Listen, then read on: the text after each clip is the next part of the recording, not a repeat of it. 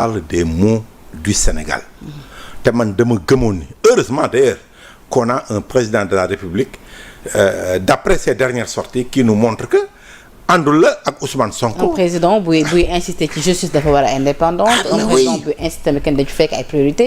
oui dafa am ay urgence. ak anam bi ñu fekkee réew mi ñu war a. oui non xam nga man dafa am ñaari affaire yu ma marqué ci Diomaye ak Ousmane Sonko. pour dire que peut-être que je peux même dire que peut-être Diomaye ne se retrouvait pas dans beaucoup de choses yi nga xam ni Pastef ou Ousmane Sonko dina ko def. comment ça. man benn jour toog nañu. plateau dans une interview ma ne ko on a l'impression que Ousmane Sonko est l'homme à tout faire yéen daal da ngeen di topp c'est le leader tout ça et il a dit à l'émission c'est mi ngi ci réseau yi que ni non d'ailleurs bu fekkee am na ku mu gën a ñàkk déggool ci parti bi man mi la parce que je dis vraiment il a raconté des anecdotes ak yooyu yëpp quoi. Ahmed Aïdara tam sa nettali lu xaw a similaire. waaw ci ak li nga wax nii. dañ daan daje sax mais. oui souvent Diomaye bu fa Sonko ñëw sa day ñëw nii lu tax genre décision bi kan moo ko jël. jour boobu mi ngi joxe exemple si bi Ousmane Sonko. Bon, c'était à l'honneur de Ousmane Sonko, mais au moins il nous a montré qu'il n'était pas d'accord quoi, parce que Ousmane Sonko voulait faire trop de choses à la fois. mooy bi muy xëm xawma ci kaw Aïda Mbodj yaa ngi rappelé wu. oui ci genre meeting boobu. voilà parce que nee na après bon il voulait dafa jóg rek bëgg a reprendre ses activités après j'ai dit ñett quoi donc il s'est opposé. loolu quoi pour mu noppale ko. waaw noppale ko mais ça c'est vrai mais beneen bi ma gën a marqué. c'est vrai que affaire Adji Sarr bi. Diomaye bokkoon na si ñu wax ni Ousmane Sonko masul dem foofu. de un donc il pouvait pas comprendre Ousmane Sonko dem Sweet Beauté loolu ñëpp gis nañ ko ok donc c'était une surprise pour lui beneen bi mooy gis nga jour élection présidentielle 2019 j'étais sur le plateau soirée électorale avec 2STV Diomaye moo ñëwoon représenter Pastef jour boobu li ma lay wax ni presse moom Ousmane Sonko yàgg na ko kii. Il y avait un message qui est passé Ousmane Sonko ne dafa am une presse bu bëgg a fomenter un coup en donnant de faux résultats ok man on m'a fait parvenir en pleine émission le message ne ma ok Ousmane Sonko a dit que ba cité 2S. que ni ak TFM ak d'autres presses que ni dañuy préparer joxe de faux résultats moi j'ai annoncé ça et là Diomaye s'est levé si plateau contre man quoi ne ma non arrêtez de dire des choses yoo xam ne qui se vérifient pas ma ne ko non mais c'est une information mu ne mais qui a donné l'information non on vient ma ne ko je me rappelle textuellement des mots ma ne on vient de me faire parvenir l'information selon laquelle monsieur Faye que tel bu ne non qui ont mais xam nga 2S tamit c'est des pros quoi c'est des pros 2S teg élément bi ah oui la voix d'Ousmane Sonko qui répétait la même chose et là Diomaye très sincèrement je me rappelle 2019 là comme si c'était hier Diomaye dafa jóg fi mu toogoon il est sorti il a passé des coups de fil pendant une quinzaine de minutes. Pour vérifier peut-être. Ah oui non il pouvait plus s'asseoir sur le plateau parce que ay gaam def nañu loo xam ne moi j'ai vu qu'il se retrouvait pas dans ça il ne pouvait pas comprendre que son parti qui était à la veille d'élection ñuy wax premier tour deuxième tour dina am man bokkoon naa si ñu doon défendre ni deuxième tour day am donc à un moment là muy am ces messages là très maladroits yi nga xam ni génn si partem donc vraiment ça l'avait tellement surpris que génn na di woo dëgg la mais peut-être que il contestait je sais pas trop mais en tout cas il est resté 10 à 15 minutes par surprise certainement génn na ci plateau bi di wax. yooyu c'est des choses yoo xam ne. après bi mu ñëwee bi mu desaatee. ah oui mais ñun aussi tamit mais c'était clair on pouvait pas enfoncer le clou hein. Ouais. On pouvait pas enfoncer le clou. weddi na ko on a mis l'élément c'était clair. Donc qu'est-ce qu'on peut faire ne ko li nga wax non. on laisse passer. En tout cas c'est l'opinion des Sénégalais qui est importante dans ce genre de choses. Mais comme pour dire quoi que ni actuellement tey bu ñuy wax peut-être malaise au sommet de l'État ñenn ñi jàpp ni c'est parce que ñoom ñaar am na ay points yoo nga xamante ni am nañ ci ay divergences yow da ngay jàpp ni peut-être lu nu mel avant même ñuy accéder à la présidence. Oui on pouvait comprendre. C'est-à-dire liberté boobu dafa yàgg a exister ci parti bi. Oui, ouais, pas mais seulement Ousmane Sonko le responsable. Mais malheureusement, ces lois. ah non, mais malheureusement la liberté peut-être existait na ci ay militants, mais malheureusement c'était le point de vue de Ousmane Sonko qui était au devant de la scène. moom la Sénégalais doon dégg moom la Sénégalais doon gis meeting moo doon wax moom la doon xaar conférence de presse moom mooy def point de presse mooy truc donc finalement mais on peut se dire que avec yi ma lay wax nii que ci suuf amoon na quand même des voix discordantes en tout cas comme tout intellectuel comme tout parti politique mais liy génn ñun Sénégalais dañuy gis mooy c'était en tout cas la voix avec eux la voix de Ousmane Sonko qui était imposée en tout cas au niveau de l'opinion. loolu la su ma ko actualiser. oui ak fi ñu ci toll nii ak ci jamono bi nga xam ne ñu ngi naan malaise au sommet de l'État yow da ngay jàpp ni oui lu war a mën a nekk la parce que yow témoin ngoon ci li nga rappelé nii. ci ni le président Diomaye du temps même de l'opposition souvent bu ñu naan posé acte il était contre da ko daan wane. mais bien sûr loolu c'est fait la ak li ci yokk parce que Diomaye Diakhar Faye Bassirou Diomaye Diakhar Faye bokkul ak son excellence.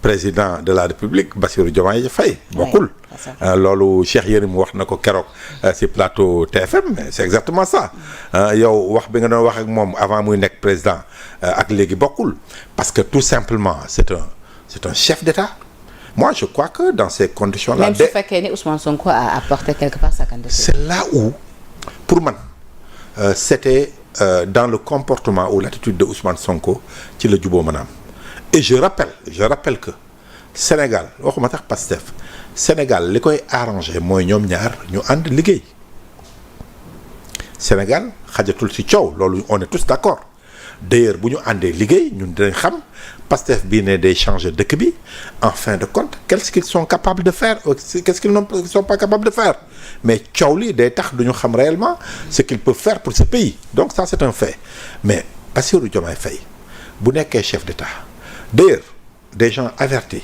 comme Aliou Tine dafa ni ne Ousmane Sonko dem Assemblée nationale. Oui. man j'avais dit que non pour man Ousmane Sonko s'est battu pour que majorité bi nekk ci Pastef donc dafa war dem appliquer la politique de Pastef man loolu laa gëmoon mais certainement que Aliou Tine avait vu venir parce que boo nekkee Premier ministre et on a compris que Ousmane Sonko veut moom nekkul président mais il veut faire comme s'il était président. man je crois très sincèrement que le problème c'est pas Diomaye le problème c'est Ousmane Sonko. Pourquoi? Parce que dès le début président Diomaye wan nañu ni man de je suis prêt à tout donner à Ousmane Sonko ba ñun ñëpp on s'est levé dans des non man je me rappelle def naa benn live boo xam ni j'ai dit que ben président Diomaye bu attanu lañ ko jox il n'a qu'à quitter démissionner parce que Ousmane Sonko faluñu ko Sénégalais yi Diomaye la ñu fal. et titre président de la République. Diomaye mooy Sonko Sonko mooy Diomaye. oui mais non président de la République.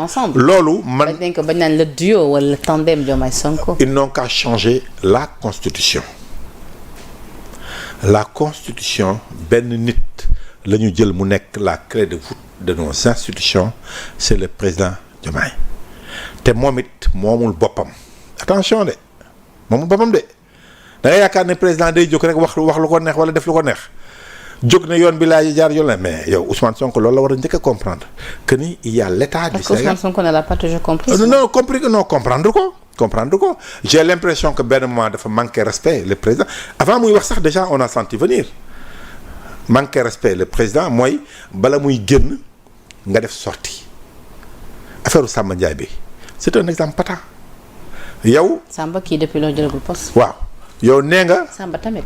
waaw mais on se rend compte que Diomaye mi ngi doon moytu problème parce que yow nommé nga kenn par décret ce premier ministre ne la ànduma ci. peut-être waxtaanu biiru nekk mu génn ci biti. daal di ne man de ànduma ci loolu wax.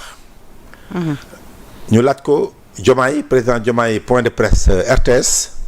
ne ko am na ku ne voilà premier ministre mu ne dem leen laaj ko lu tax mu wax loolu xam nga on a vu quand même que le président a resté ñi ngi commencé wane ñoom seeni divergence foofu mais teewul Ousmane Sonko daal di insister ba Diomaye comme tu l'as dit jëlul fonction ba léegi ok on peut comprendre ça mais Samba Ndiaye bi mu jëlul fonction après les gens n'en ont plus parlé hein on a laissé passer peut-être que les gens ne savaient pas mais c'est Ousmane Sonko qui est revenu à la charge pour nous dire que lu ma leen mas a wax rek faye leen ko bor est-ce que Samba Ndiaye ba léegi il a pris fonction.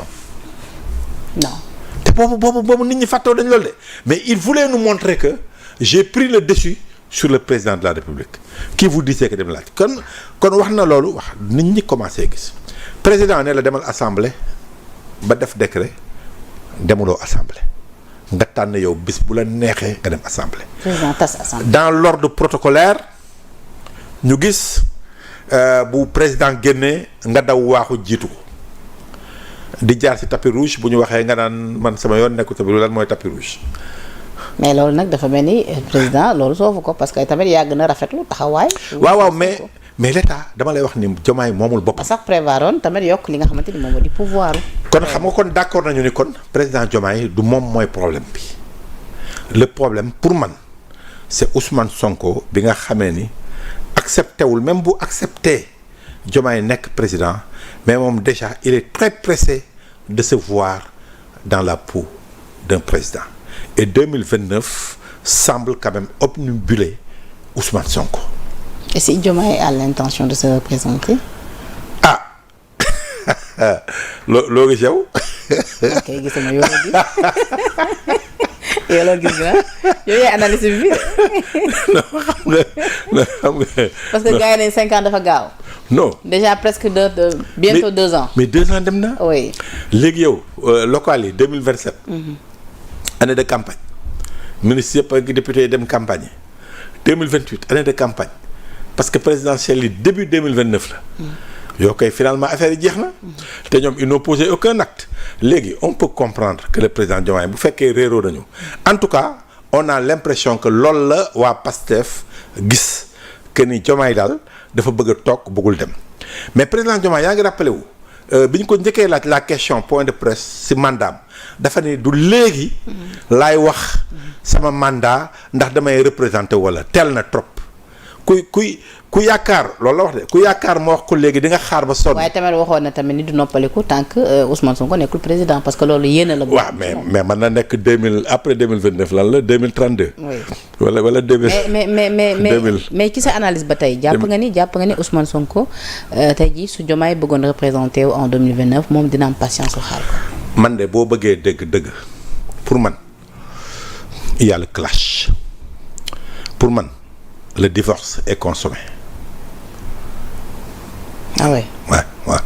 Je crois que c'est assez sérieux fi mu toll et surtout si impact bi bu am ci Sénégal bu juboo amoon bu fekkoon gis nga ni mi ngi ci yoon bi doo déggati Cheikh Thioro Mbacké continuer di attaquer mel ni Diomaye bay laaj un remaniement ministériel boo mel nii dafa mel ni Diomaye daf ci teg tànkam remaniement ministériel kon doo gis Waly Diouf Bodian continuer di attaquer les alliés qui sont dans le gouvernement doo gis également tout ce plan bi ñu def pour discréditer l'image de Diomaye Faye.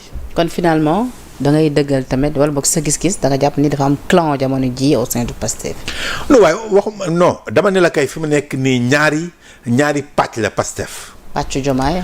pàccu Diomaye ak pàccu Ousmane Sonko. pourtant Diomaye mooy Sonko mooy Diomaye. waaye yow bàyyi ma yow slogan wu de creux yooyu benn moment c'était normal parce que boobu Ousmane Sonko ak Pastef tànn nañu Cheikh Tidiane Dièye ak Habib Sy ñu nekk candidat yi nga xam ne ñoo war a représenter Pastef bu Ousmane Sonko nekkul candidat ñu gis on a suivi l'évolution Diomaye ñu bëri à commencer par man xalaatuma woon ni candidature am dina jàll. personne ne le voyait venir. étant en prison d'ailleurs. Ouais. mais teewul affaire bi jàll. ñaar ñële ñu kale leen Diomaye bi ñu ko kalee Diomaye candidature am ñëw à la dernière minute ñu bokk it ñi àndoon ak Diomaye parce que Diomaye mi ngi prison dégguñu ko mu wax ñi àndoon ak moom ñu gis ni bi Macky Sall bëggee reporter. élection yi ñoom dañoo bañ. te peut-être de bu ñu reporté woon Ousmane Sonko mënoon na am chance bokk. parce que ñu bëree ñu koy wax. bu ñu reporté woon comment il s'appelle pas Amadou Ba avant may ñëw ci Macky Sall. c'est ça kii Karim Wade. oui Karim amoon na chance bokk. oui. et wax nañ ma aussi te source boobu gëm naa ko que ni Macky Sall dafa bëggoon a bokkaat. donc report boobu doon na permettre ñett ñooñu dugg en décembre la Macky Sall waxoon report boobu bu amoon mais Macky Sall bu duggoon maanaam Amadou Ba day génn. te Amadou tamit boobu bëgg woon génn. xanaa gis nga Amadou Ba il s'est opposé au report. oui. Diomaye it ñi àndoon ak moom ils se sont opposés au report parce que Ousmane Sonko bu ñëwee Diomaye da doon génn. mais élection yooyu bu ci Macky Sall demoon ak Ousmane Sonko ak Diomaye. day neex de ak Karim Wade non day mais day neex. oui day neex rek mais la loi. kan moo ci waroon sortir vainqueur ak compte tenu de mais nécessairement popularité non nécessairement au deuxième tour lañ doon dem. loolu bu amoon nécessairement deuxième tour. te bu ñu demoon certainement Ousmane Sonko avait quand même de fortes chances. da nga jàpp ni Macky Sall bu demoon moom personnellement élection ak Ousmane Sonko dina ko. non deuxième tour day am non deuxième tour day am. deuxième tour day am. mais je veux dire même bu deuxième tour amoon da nga. non bu deuxième tour amee Macky Sall day ñàkk. non deuxième tour bu amoon day ñàkk. pourtant am na ñu gis ni ñu bëri dañoo maandu woon ci vote yi parce que Macky Sall dem woon ci li nga xamante non logique bi Pastef nekkoon logique boobu moom opposition day gagné quoi. bi mu nekkoon. logique bi opposition waaw bi mu nekkoon parce que gis nga nekkatuñ non logique 2024 la woon ak logique bokkul déjà avec booy assumer le pouvoir xam nga boo yeggee moom à un certain moment du sommet. soit rek maanaam au paroxysme moom.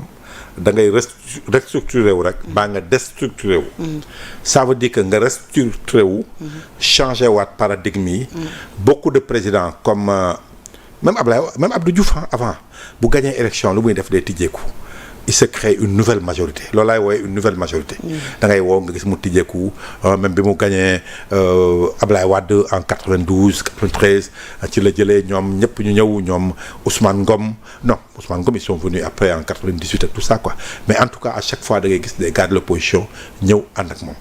Ablaye Wade bi mu gagné également dafa gagné rek nga gis moo yaatal yaa ngi rappelé wu Iba Der Thiam en 2005 a appelé un grand rassemblement au niveau de la place du souvenir ñu ñëw beaucoup de gens de l'opposition ñëw et ils ont dit qu'ils ont une nouvelle majorité ñu ànd ak ñoom loolu mooy restructuration bi ma lay wax pour nga gën a dëgëral sa tànk Macky Sall bi mu ñëwee Benno Bokk Yaakaar ñi ko jàppale woon deuxième tour yëpp dafa ànd ak ñoom defaraat une majorité avec ay opposants yu ñëw ñu naan transhumant ou pas bu ko defee mu restructurer sa majorité dem. malheureusement pour le moment en tout cas j'ai pas vu ça avec Pastef et j'ai l'impression que si yoon boobu la Diomaye di dem yoon boobu le président Diomaye en disant que maa ngi tijji sama loxo si toutes les personnes éprises de paix. ñu tàll naa leen sama loxo pour ñu ñëw ànd ak man liggéey. c'est vrai que am na truand yu bëri yu si engouffré yow xam nga ñi may wax quoi. je dis pas truand di tudd ay tur du ma ko def parfois nga xaw a xof c'est important. mais truand yu bëri daw way et puis paix quoi loolu.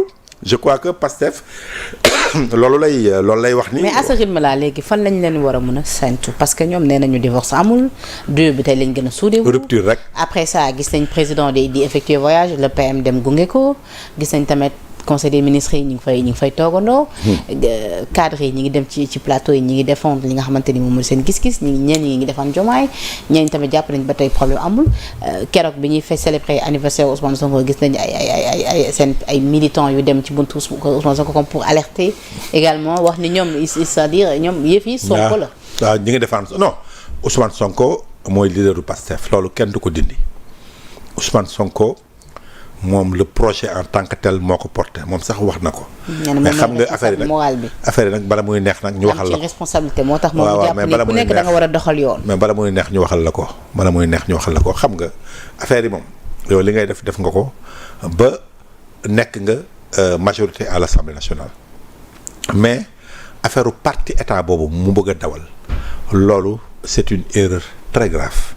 moo tax ma lay wax léegi Fadilou Keita war na demander waat conseil wala mu jàngat parti état benn parti war ko assumer un parti au pouvoir loolu kay say opposant ñoo la koy jiiñ ngay bañ waaye Fadilou Keita bu amoon xam-xam bu amoon xam-xam du bind naan le parti état di woowee Pastef parti état loolu ñàkk a jàng ñàkk xam-xam moo tax ma koy assumer parce que gis nga dans les années 90 booy liiraat les communiqués yi nga xam ne surtout les partis de gauche génne nañ ko si PS wax sax le régime PS UPS yooyu ànd jëf ak yooyu la ñu doon wax di woowee le parti état lire leer leen tous les communiqués de ànd jëf LD PIT wooy gauche le pôle de gauche le parti état PS ñoom dañ ko loolu xas la ne la yow da nga jël sa parti nga def ko état maanaam ni parti bi di fonctionner